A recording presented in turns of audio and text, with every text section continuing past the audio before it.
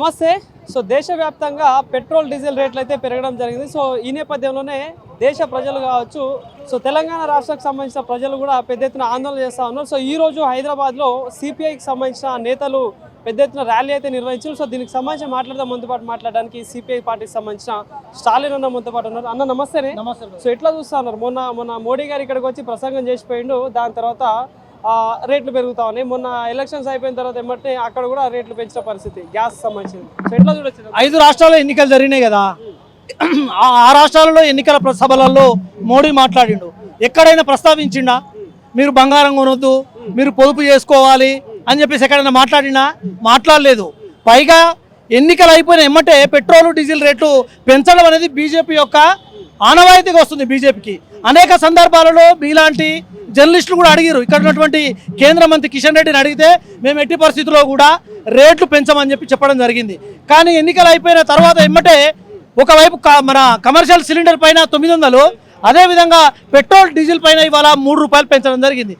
ఈ 3 రూపాయలు పెంచడం అనేది కేవలము రవాణా రంగానికే కాదు, మొత్తం ప్రజల జీవితానికి సంబంధించినటువంటి ప్రభావం పడే అవకాశం ఉన్నది. 3 నెలల క్రితం కూడా సిపిఐ పార్టీగా ఒక డిమాండ్ ప్రభుత్వం ముందర పెట్టడం జరిగింది. ఇరాన్ పైన అక్రమంగా, అన్యాయంగా, దురుద్దేశంతో ఇజ్రాయేలు, అమెరికా ఏకపక్ష దాడి చేస్తూ ఉన్నది, యుద్ధం ప్రకటిస్తూ ఉన్నది.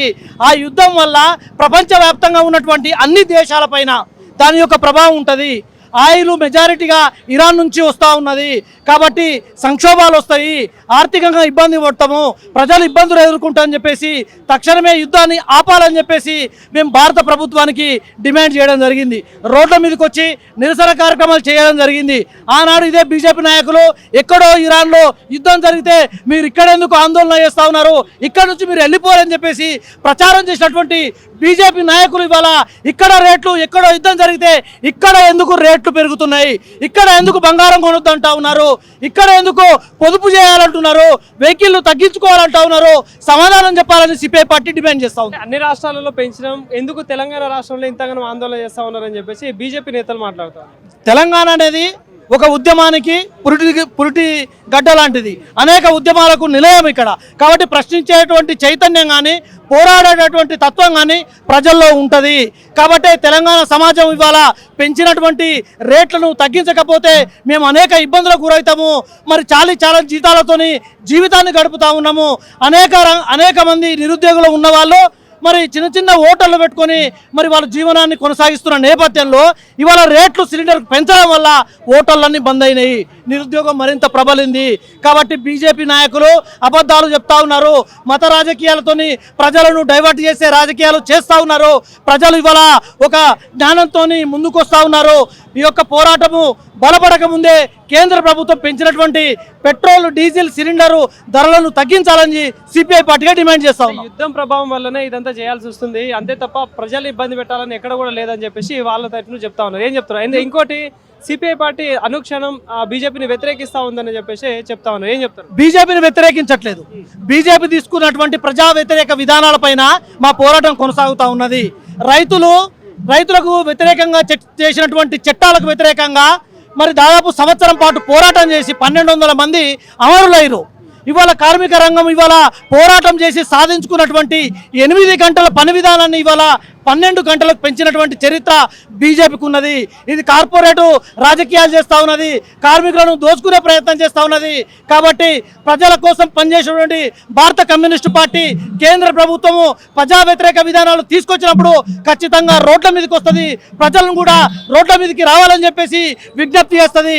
కాబట్టి ఇవాళ పెంచినటువంటి ధరల విషయంలో ఇవాళ పశ్చిమాసియా మరి దేశాలలో కొనసాగుతున్నటువంటి యుద్ధమే కారణమని మేము ఆనాడు చెప్తే ఆనాడు పట్టించుకోకుండా మా పైన దుష్ప్రచారం చేసిన వాళ్ళు ఇవాళ యుద్ధం వల్లనే మరి పెంచుతామని మాట్లాడడం అనేది అత్యంత సిగ్గుచేటైన విషయము. కాబట్టి తక్షణమే భారత ప్రజలకు బీజేపీ ప్రభుత్వము, నరేంద్ర మోడీ సర్కార్ క్షమాపణ చెప్పాలని చెప్పేసి సిపిఐ పార్టీగా డిమాండ్ చేస్తా ఉన్నాం. అంటే ఏం చెప్తారు మరి రాబోయే రోజులలో కూడా? అంటే పెట్రోల్ రేట్లు ఒక పక్క పెట్రోల్ డీజిల్ రేట్లు పెరగడం జరిగింది. సో అంటే ఒక పక్క వెహికల్ అన్ని ఆపాలంటే వాహనం ఏదైతే రవాణా తగ్గించాలని చెప్పేసి మాట్లాడతారు. ప్రధాని మోడీ కాన్వాయ్ తగ్గించిన పరిస్థితి. సో ఎట్లా చూడొచ్చు ఇదంతా చూస్తూ ఉంటారు?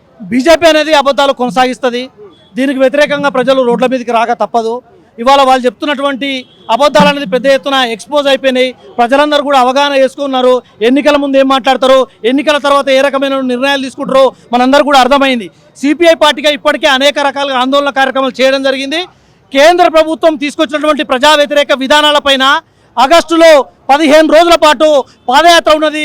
సెప్టెంబర్లో చలో ఢిల్లీ కార్యక్రమము ఉన్నది. కాబట్టి పెద్ద ఎత్తున ప్రజలందరూ కూడా కదిలి వచ్చి ఈ యొక్క కేంద్ర ప్రభుత్వం యొక్క చర్యలను నిరసిస్తూ రోడ్ల మీదకి వచ్చి ఢిల్లీని దిగ్బంధం చేయడానికి మీరందరూ కూడా సిద్ధం కావాలని చెప్పేసి సిపిఐ పార్టీగా ప్రజలకు విజ్ఞప్తి చేస్తూ ఉన్నది. దేశవ్యాప్తంగా బీజేపీని ప్రజలు ఆశీర్వదిస్తూ ఉన్నారు. అధికారంలోకి వస్తూ ఉంది. నెక్స్ట్ తెలంగాణలో కూడా వస్తామని చెప్పేసి వాళ్ళు మాట్లాడతారు. ఏం చెప్తారు?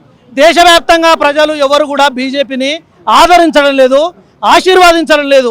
కేవలము సిబిఐ, ఈడీ, ఐటీ లేదంటే ఇవాళ కొత్తగా చేరినటువంటి ఎన్నికల కమిషన్ యొక్క ఆశీర్వాదాలతోని, సంపూర్ణ సహకారాలతోని ఇవాళ బీజేపీ అధికారంలోకి వస్తూ ఉన్నది. ఈవీఎంలను మ్యానిపులేట్ చేస్తూ ఉన్నారు. ఇక్కడ పశ్చిమ బెంగాల్లో జరిగినటువంటి ఎన్నికల్లో ఎవరైతే ఎన్నికల కమిషన్లో పనిచేసిరో వాళ్ళను తీసుకొచ్చి వాళ్ళ ప్రభుత్వంలో పదవులు ఇచ్చినటువంటి సందర్భం మనం చూసినాము.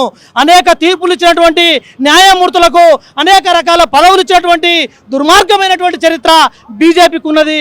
కాబట్టి బీజేపీ ప్రజా రాజకీయాలు చేయడం లేదు, మత రాజకీయాలు చేసి, విభజన రాజకీయాలు చేసి ప్రజలందరూ కూడా మరి విభజించి ఎక్కడికక్కడ ఇవాళ మరి వాళ్ళకు ఏదైనా రియల్ సమస్యలు ఉంటే ఆ సమస్యలను పట్టించుకోకుండా మత రాజకీయాల వైపు ఆలోచించే విధంగా ప్రయత్నం చేస్తూ ఉన్నది. ప్రజలందరూ కూడా గమనిస్తూ ఉన్నారు. కాబట్టి మేము ప్రజలకు ఒక విజ్ఞప్తి చేస్తూ ఉన్నాం. మీ యొక్క జీవితాల్లో ఏ రకమైనటువంటి మార్పు బీజేపీ వచ్చినాక రాలేదు. కాబట్టి మీరందరూ కూడా రోడ్ల మీదకి వచ్చి ఈ బీజేపీ ప్రభుత్వాన్ని నిలదించి ప్రతిఘటించి ఒక ప్రజాస్వామికమైనటువంటి వాతావరణంలో భారతదేశం ఉండే విధంగా ప్రయత్నం చేయాలని చెప్పేసి సిపిఐ పార్టీగా విజ్ఞప్తి చేస్తూ ఉన్నాం.